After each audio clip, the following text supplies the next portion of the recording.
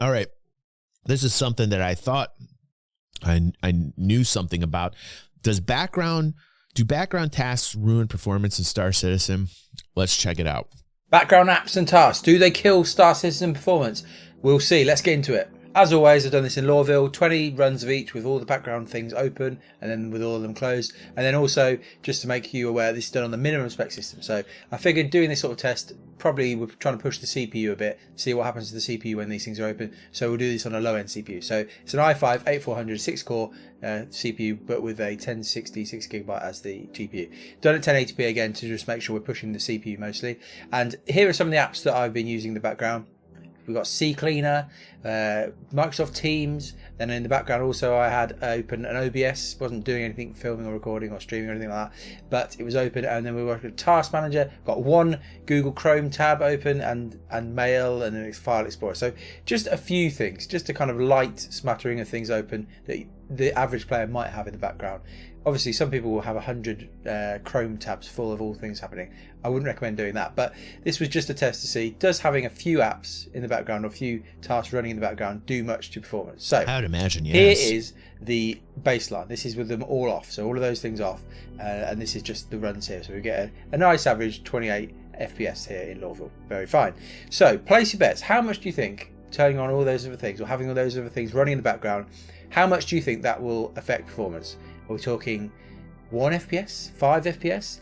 Well, here are the results, and it's not actually that much, even on this low-end CPU that really is being pushed really hard by these runs. That's not really that bad. There's not much performance loss. You do lose some, obviously, some 1% lows as well there. So I think the summary here is that you do want to not have loads of things running in the background, but the performance loss isn't actually that much. That's interesting. Interestingly, I think I really thought it would be much higher than that. I really thought it would be much higher than that. Interesting. If you run this sort of test, that wasn't even 1 frame per second with loads of spare cores. So at the moment, Star Citizen doesn't really use much more than 6 cores, 12,000, and it doesn't really fully utilize those anyway. I think if you were anywhere in that ballpark, the difference might be even less. I don't think having these background tasks, there's plenty of threads left to run on the CPU. So, but my recommendation still would be, when you want to get in the game, and with a game like Star Citizen where you're trying to get every single frame, make sure you've not got loads of crazy things running in the background. So that's enough for this one. All right, so it improves it slightly, but not by. I mean, it's 0.8 frames per second that it improves it by when you're not running any background tasks. So not a huge deal. Although, you know, to some people maybe, but that's interesting. I like this guy. His name is 10pound 42, and we've watched a couple videos, and he does a lot of technical work in terms of like hardware with Star Citizen, and you know, he talks about like what you can expect from different graphics cards. We watched one video that talked about different graphics cards he was running, memory, different CPUs. So like I really appreciate the work that this guy does. I really do. So keep it up. I think he's doing good work, because I don't see a lot. I think this is a unique genre of content that I do not see being offered out there. And his channel definitely deserves some attention. Only 2.7 thousand subscribers. And that's what I like to do here.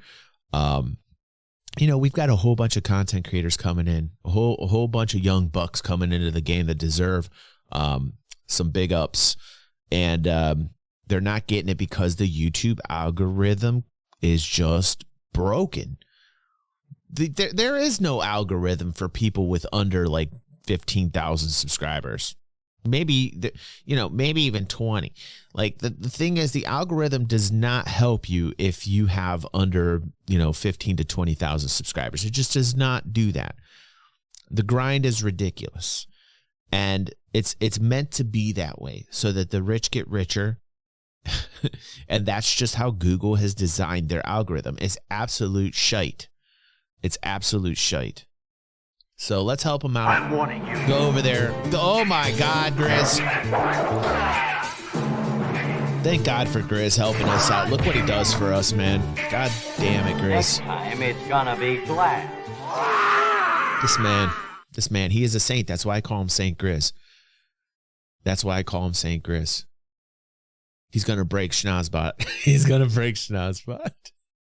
Thank you, Grizz. You are a saint. He is a saint. He's a saint.